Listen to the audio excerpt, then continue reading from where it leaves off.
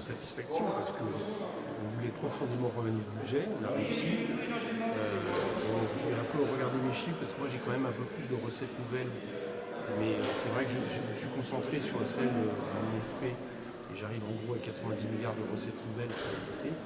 Mais quoi qu'il en soit, même si je regarde les calculs du gouvernement, ils s'accordent à dire qu'on a trouvé des dizaines de milliards de recettes nouvelles, qu'on a baissé le déficit à moins de 3%.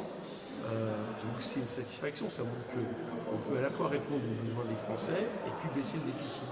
Voilà, c'est ce qu'on dit depuis longtemps, à partir du moment où on accepte d'aller prendre aux très grandes entreprises et aux ultra-riches. C'est ce qu'on a fait pendant quelques jours. Mais si tout ça est rejeté mardi, ça n'aura servi à rien. Bah si, ça aurait déjà suffi à faire une démonstration que je commente avec vous ici. Voilà, c'est que on était rentré ici dans cette période budgétaire avec l'idée de dire on peut rendre ce budget NFP compatible.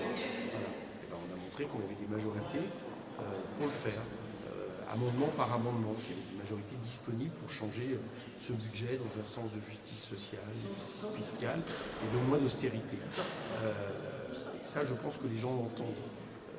Puis vous savez, peut-être que effectivement, si ce texte est battu, il partira au Sénat. Peut-être qu'ils remettront un texte plus dans les clous de la politique d'offre, de compétitivité, mais il faudra bien qu'il revienne ici à un moment donné. Et je suis sûr qu'il sera battu. Voilà. Donc on se souviendra peut-être à ce moment-là qu'il y avait un budget qui était prêt pour gouverner le pays dans l'intérêt de nos concitoyens et qui répondait à la fois aux besoins sociaux et aux besoins écologiques.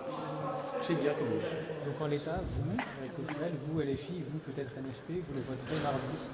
Ah oui, bien sûr. Non, il y a un budget qui augmente les recettes, qui baisse les déficits, qui répond aux besoins des Français, bien évidemment, on va le voter. Je pense que ça ne va pas être le cas du socle gouvernemental. Voilà, après, on va voir ce que fait le Rassemblement national. Donc j'observe quand même que pas mal de mesures qui sont dans ce budget, soit ils les ont adoptées, votées, soit ils se sont abstenus. Donc on va bien voir s'ils suivent une certaine logique.